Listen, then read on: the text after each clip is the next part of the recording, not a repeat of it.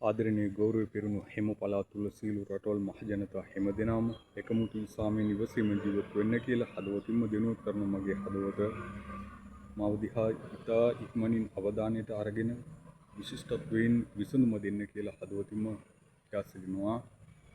මම වසර ගණනාවකට කලින් ගොඩාක් රටවලට ප්‍රතිචාරය පළ කර හේතුව මොකටද? මම ඉදිරියට එනකොට ඕගොල්ලෝ හැමෝගෙම උදව් වල ආශිර්වාදයේ ප්‍රාර්ථනාව මට ලැබෙන්න ඕනේ හින්දා. ඉතින් සමහර රටවල් තුල ඉරිසියාව කණ්ඩායම් වල ඉන්නෝනේ. ඒගොල්ලෝ රටවල් අතරත් වෙන් කරලා තියෙනවා. ලෝකේ වටේ රටවල් අතරත් වෙන් කරලා. ඉතින් මම පැහැදිලින් දෙනුවත් කරන මොනද? ඒ වලට මට අදාළ නැහැ කියලා. මෙච්චර කාලෙින්ම ලෝකෙටම සියලු රටවල්ටම හදවතින්ම ප්‍රතිචාරය පළ කරා කියලා දෙනුවත් කරනවා. මේ සියලු රටවල් මහජනතා හැමෝම පැහැදිලි මේක දැනගන්න ඕන. මම ඒ කාලේ වසර ගණනාවකට කලින් ඉඳන් හදවතින්ම දෙනුවත් කරනවා දෙනු ප්‍රතිචාරය පළ කරලා තියෙනවා කියලා. මේ ඉරිසියාව කට්ටිය ඊයේ පෙරේදා මේ රටවල් අතර වෙන් කරගෙන ඉන්න එක මට අදාළ නැහැ කියලා පැහැදිලින් දෙනුවත් කරනවා.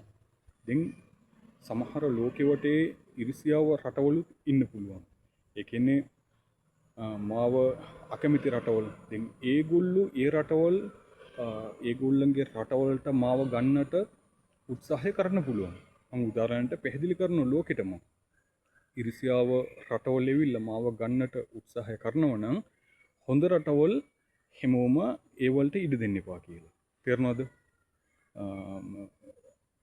ඒකයි මම පැහැදිලි කරන්නේ. දැන් මට දැන් කොන්ෆියුස් වෙලානේ ඉන්නේ. ඒ කියන්නේ ලෝකෙ වටේ කොයි රටද සුදුසු කොයි රටද සුදුසු නැත්තේ මාව කැමති කොයි රටද කැමති නැත්තේ. ඉතින් අන්න ඒක කොන්ෆියුස් වෙලා නිසා තමයි මම පැහැදිලි කරන්නේ ඉරිසියාව රටවල් මාව ගන්නට උත්සාහ කරනවා නම් හොඳ රටවල් ඉඩ දෙන්න එපා කියලා පැහැදිලි කරනවා. ඉතින් මම අහනවා ලෝකෙ වටේ කවුද බලවත් රටවල් කියලා. ඉතින් මම පොදුවෙන් සීළු රටවල්ටම පොදුවෙන් දෙනුවත් කරන කොහොමද? දැන් බලන්න ලේසි ක්‍රමයේ පෙන්වලා දෙනවා. කොහොමද ලෝකෙ වටේ හැම පළාතේ සීළු රටවල් තුල අපේ රටෙත් එක්ක ආදරණීය සියලු ආගම් මහජනතා හැමෝම ගෞරවනීය අධිකරණ දේශපාලන හැමදෙනාම ඉතා විශිෂ්ටත්වයෙන් තීන්දුව ගන්න කියලා. කොහොමද? ලෝකෙම අපේ රටේ සියලු ආගම් පක්ෂ මහජනතා හැමෝම ලෝකෙ වටේ මහජනතා හැමෝම තීන්දුව ගන්න ඕනේ කොහොමද? මට තේරෙන විදිහ. ඒ කියන්නේ අපේ රට තුල කමිටුවක් පත් කරලා දෙන්න කියලා. ඒ කියන්නේ කමිටුවක් පත් වුණා නම් කොහොමද? කමිටුවක් පත් වුණා නම් මගේ ජීවිතය තුල සියල්ලටම විසඳුම ලේසියෙන් ගන්න පුළුවන් කියලා.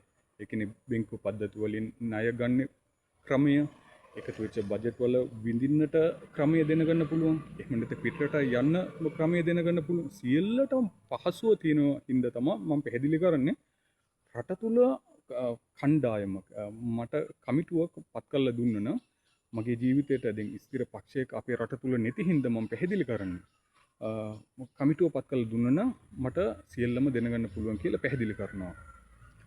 දැන් සියලු රටවල් සමහර රටවල් මාව ගන්නට කල්පනාව තියෙනවා.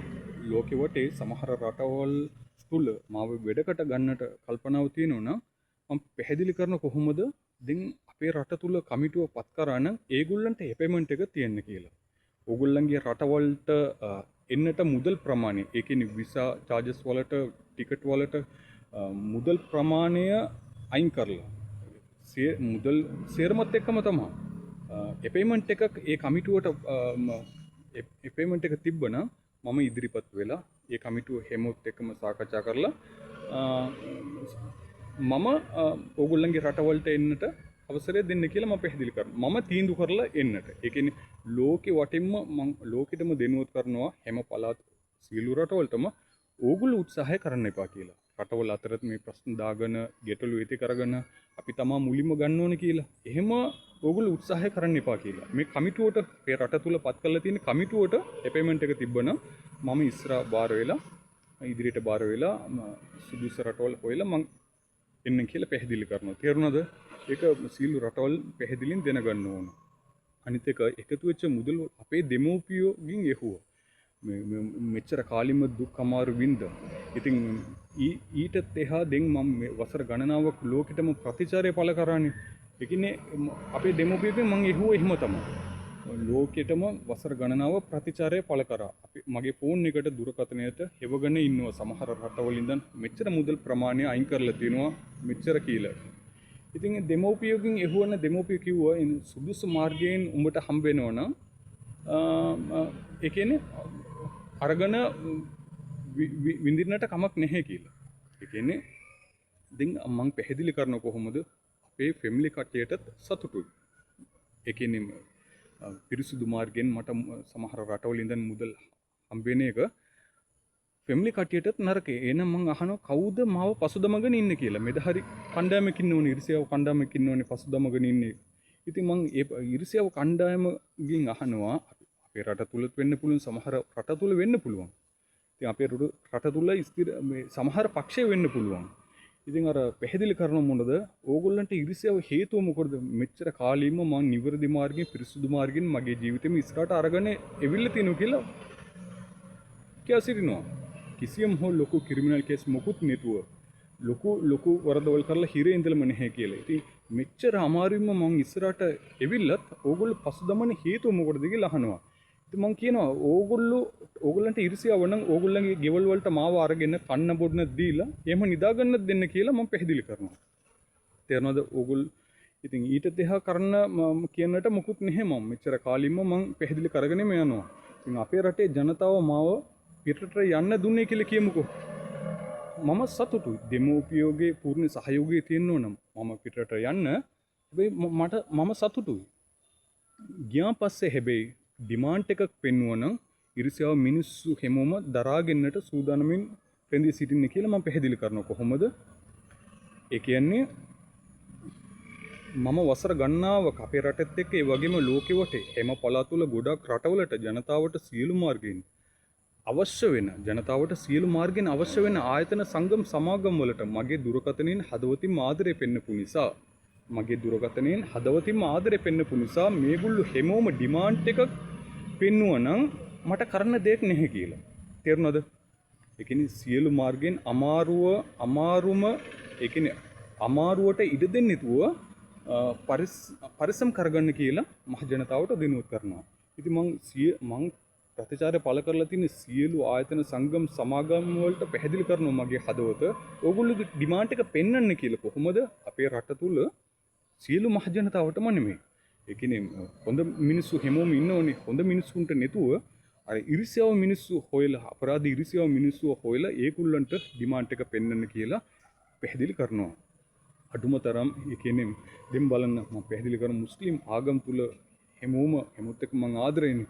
ඒ කියන්නේ මුස්ලිම් ආගම් තුල සමහර කණ්ඩායම් වල වෙන් වෙලා ඉන්නෝ නිසා අර එක කණ්ඩායම් එක දෙක කණ්ඩායම් තුල ආගම් ගුරුවරු ඉතින් අර ඒ මුස්ලිම් ආගමත් එක්ක මම තරහ නෑනේ. මම මුස්ලිම් වුණාට හැම ආගමත් එක්කම මගේ පණටත් වඩා ගරු කරනවා කියලා හැම ආගමටම පණටත් වඩා ගරු කරනවා කියලා පැහැදිලි කරනවා. අර මුස්ලිම් ආගම හැමෝම මාව මේ පසුදමන්න එපා කියලා. තේරුණාද? පැහැදිලියෙන් තේරුණා මං ආදරේ හැමොත් එක්කම ආදරේ කියලා. අනිත් එක මොනද? අද වෙනකම් මගේ ක්‍රිමිනල් ඒ කියන්නේ මේ අද වෙනකම් අඩුම තරම් අස්වැසුමත් දෙම්මා. ඉතින් අස්වැසුමත් හරියුන්නේ නැහෙනේ මගේ හදවත. ඉතින් ඕගොල්ලෝ ඉදිරියට ගන්න වෙලාවට මාව ගන්න කමක් නැහැ. එත වෙනකම් මට ආහාර පාන වලට අස්වැසුම මට ලබා දෙන්න කියලා ඒ කියන්නේ සීළු රටවල් මහ ජනතාවටම දිනුවත් කරනවා. මාව කමිටුව පත් කරනකම් අපේ රට තුල කමිටුවක් මම ඉදිරියට එනකම් මම වයිට් කරනම් මම ඉවසන්නම්. හැබැයි මේ අස්වැසුම ආහාර පාන වල සලකා බලන්න කියලා පැහැදිලි කරනවා. මට එංග ශරීරයට තුවාල කරලා සලකා බලන්නත් එපා කියලා. ඒ කියන්නේ මට අපහසු කෙරුවා නම් රටේ මහ ජනතාවට තමයි හානිය කියලා දිනුවත් කරන්න කියලා. අපේ රටේ මහ ජනතාව හැමෝටම පැහැදිලි කරනවා. පොඩි කාලේ ඉඳන්ම කිසිම ලොකු වරදවල් නැතුව ජීවිතේ පරිස්සම් කරගෙන ඉස්සරහට අරන් ඇවිල්ලා ඉන්නේ. ඉතින් පැහැදිලි කරනවා මගේ හදවත මාව කමිටුවපත් වුණා නම් ඉදිරිපත් වුණා නම් හැමෝටම ඉවරයි. දැන් අපේ රට තුල සීළු ආගම් මහ ජනතාව හැමෝම ඒ වගේම ලෝකෙ වටේ මහ ජනතාව හැමෝම තීරණය කරන මගේ හදවත කොහොමද මාව මේ කමිටුවපත් කරලා මාව විභාගය ආරම්භ කරන්න කියලා අපේ රටට දෙනුවත් කරන්න කියලා. අපේ සියලු මහ ජනතාව හැමෝම මාව ඉදිරියට අරගෙන මේ ඒ හේතුව මට ස්ථිර පක්ෂයක් නැති හින්දා මම අවසන් කරනවා.